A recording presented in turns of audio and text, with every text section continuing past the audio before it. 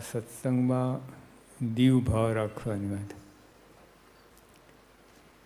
મહારાજ પોતે વાત કરે છે કે જ્યારે અલૌકિકમાં લૌકિક ભાવ દેખાય ત્યારે અમે તરત ઉદાસ થઈ જઈએ છીએ. અલૌકિકમાં એટલે મહારાજે કહ્યું કે સર્વે દિવ્ય છે રે, ત્યાં તો જોયાની છે યુક્ત.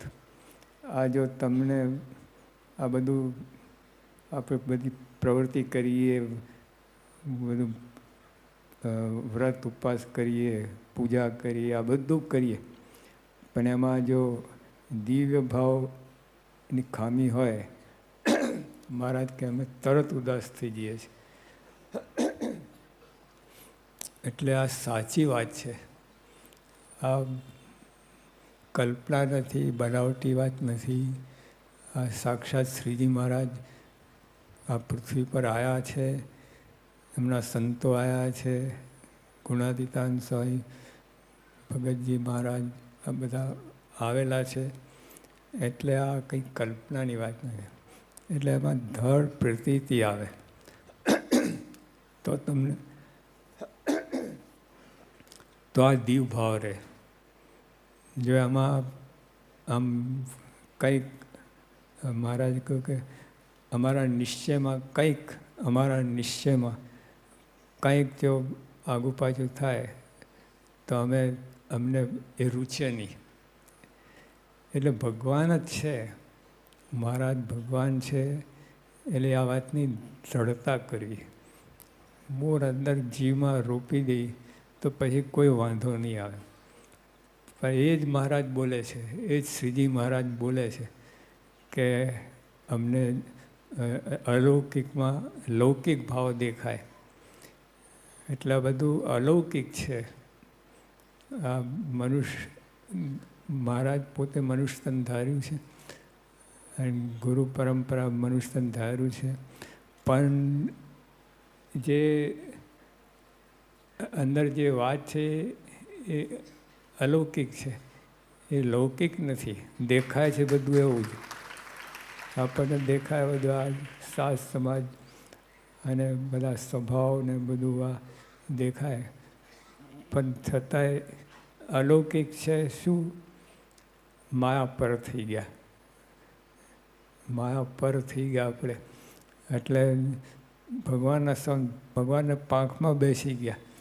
પછી ભગવાન તો આપણે એક ઝાપટ મારે ને અક્ષરધામમાં લઈ જાય. બીજે કોઈ જગ્યા જવાય આપણે ના જઈએ. એટલે આ વાતની પ્રતીતિ આવે તો પછી આ બધું દીવ ભાવ મનાય. એટલે મહારાજે કહ્યું સર્વે દિવ્ય છે રે, ત્યાં તો જોયાની છે યુક્ત. આ બધું દિવ્ય છે, બધું દિવ્ય છે. અને મહારાજે કહ્યું કે ઉદ્ધવજી જેવા ભક્તો હોય એ તો સત્સંગની બધી જ વાત દિવ્ય માને છે. આ લાકડા પાણા બધા પથ્થર બધું જ દિવ્ય માને છે. તો જો એવા ભક્ત થવાનું છે. અને એ ભક્ત થયા વિના તમે બીજા ગમે એટલા સાધન કરો, બધું જ કરો, પણ ઊંચા નહીં આવે. હાઈટ પકડવી હોય તો એક કમ્પલસરી ફરજિયાત છે. અને મહારાજ કહે છે, પોતે કહે છે, પછી આપણે ક્યાં વાત રહી. એટલે મહારાજ કહે કે અલૌકિકમાં જ્યારે લૌકિક ભાવ દેખાય ત્યારે અમે તરત ઉદાસ થઈએ છીએ. ભાઈને ગમે નહીં. આ બધું સત્સંગ દિવ્ય છે અને આમાં જો બધું આવા ભાવ પરથી લાવીએ એટલે બધી ગડબડવાળી વાત થાય. પછી મહારાજ કે અમે આ વાત ઘણીવાર સમજાવી છે પણ કોઈ સમજતું નથી. લો તકલીફ આ છે. મહારાજે આ વાત ઘણીવાર રોજ સમજાવતા હોય પણ કોઈ સમજતું નથી. એટલે અહીંયા કાચા પડીએ છીએ આપણે. જો આમાં જીવ ભાવ મનાઈ જાય એટલે બધું કામ થઈ જાય. અને જો આ યોગીઓ પર દીવ ભાવ હતો, પ્રમુખ સ્વામી મારે દીવ ભાવ હતો, શાસ્ત્રીમાં દીવ ભાવ હતો. એટલે આ બધું ચાલતું હતું બધું. અને જો દીવ ભાવ ના હોય તો બધું એટલે બધું લૌકિક થઈ જાય, માયાની અંદર આવી જાય બધું, માયા આ તંત્ર. એટલે ભગવાનનો સંબંધ થયો એટલે આપણે બધા દિવ્ય જ છે, માયા પર છે. હવે વર્તમાન ધરાય છે તો એમાં જ આવે છે કાળ, કર્મ, માયા, એનાથી પર આપણે આ વર્તમાન વિધિમાં આપણે લાવીએ છીએ. એટલે આ ખાસ મહારાજે કહ્યું. પછી મહારાજે કહ્યું કે આ કોઈ મનુષ્ય નથી, સંતો ભક્તો મનુષ્ય જેવા દેખાય છે પણ કોઈ મનુષ્ય નથી. શ્રીજી મહારાજના વાક્ય છે. પછી મહારાજ કહે કે અમે બોલીએ છીએ તો જીભ ઝાલીને બોલીએ છીએ, જોઈએ છે એવું તો કહી શકતા જ નથી. મારે જે અંતરમાં જે છે એવું તો કહી શકતા જ નથી. કેમ કે આ કોઈ મનુષ્ય નથી એટલી વાત કરી, એમાં ખળબળાટ થઈ ગયો. આ કોઈ મનુષ્ય, સંતો ભક્તો કોઈ મનુષ્ય નથી, એમાંય ખળબળાટ થઈ ગયો. પછી મારે કે અમે જીભ ઝાલીને વાત કરીએ છીએ, જોઈએ છે એવું તો કહી શકતા જ નથી. અને વિમુખને તો તલભાર છે એ મેરું જેવું લાગે. જો આ વાત સમજાય નહીં તો એને તો બધું બહુ મુશ્કેલી પડે, અને બધું લૌકિક દેખાય અને બધી ગડબડ અંદર ચાલે. પણ એક તો ગમે એમ તો આપણે માની જ લેવું જોઈએ. ભગવાનના શબ્દો છે, આ દિવ્ય છે. શ્રીજીમાં જ બીજી વાત કરે છે કે જે અમાયિક છે એ બધાને અમાયિક જુએ છે. અમાયિક છે જે બધાને અમાયિક જુએ છે. આ સવરી સમજણ છે, આ સમજણ સવરી છે. અને એને જ બ્રહ્મવિદ્યા કહી છે. એટલે બધાને દિવ્ય જોવા એ જ બ્રહ્મવિદ્યા, બધાને દિવ્ય જોવા એ જ બ્રહ્મવિદ્યા. તો જો મહારાજે આટલી સરસ વાત કરી છે અને દ્રષ્ટિ પલટાઈ જાય, કામ થઈ જાય. આપણા દેહ ભાવ છે એટલે આ બધા ભાવ અંદર આવે છે. પણ એની અંદર પણ આ એક ચોટ લાગી જાય તો કામ થઈ જાય. પછી એને પ્રશ્ન જ ના રહે. શ્રીજીમાં બીજી વાત કરે છે કે અમે ભગવાનને ભજતા સર્વે હરિભક્તો દિવ્ય છે. ભગવાનને ભજતા સંતો હરિભક્તો બધા દિવ્ય છે. અને આ મર્મની વાત, જો એને મર્મની વાત કહી, આ ઉપર છેલ્લું કામમાં ના આવે. આ મર્મની વાત કહી એટલે આ એટલે ઇસેન્શિયલ બહુ બધું વસ્તુ સિક્રેટ કહેવાય. હા, હવે જો વાત સમજાઈ જાય તો એનું ફળ છે. મારે કે અમે એવી વાત કરતા નથી. શ્રીજીમાં જ કહે છે એનું ફળ શું કે આ જગ જીતી જાય છે. આ મર્મની વાત જે કોઈ સમજે, ધારે, વિચારે એ જગ જીતી જાય છે. આઠે પોરતોનો આનંદ માતો નથી. અને ત્રીજી વાત લખી. એટલે આ બધું મહારાજે જે વાત કરી છે એ આપણે સાચી વાત છે અને આના ઉપર આપણે જવાનું છે. અને આ વાત ઉપર જઈએ ને તો જ આપણે સુખ આવશે સત્સંગનું. મહારાજે ગુણાતન સાહેબ કહ્યું કે મનુષ્ય ભાવ ને જીવ ભાવ એક થઈ જાય તો ભગવાન ભજવાનું સુખ આવે. તો જો આ બધાએ વાત આવી કરી છે. અને આ યોગીઓમાં તો કેટલી દિવ્યતા રેલાઈ છે આ સત્સંગમાં. ખોબો ભરી, ખોબો નહીં, આખો દરિયો રેલાયો છે દિવ્યતા. એટલે આપણે જો આ વાત સમજવી પડશે અને તો જ અંતરમાં સુખ આવશે. અને આ વાત જો નહીં સમજાય એટલે ત્યાં સુધી આપણને અંદર ડગમગ રહેશે અને પછી મજા નહીં આવે.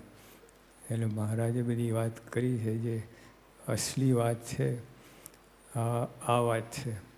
અને મહારાજ બીજી ઘણી બધી વાત કરી છે દીવ ભાવની. મહારાજ કહે કે આ હરિભક્તોના જે બધો વ્યવહાર છે એ દિવ્ય લાગે.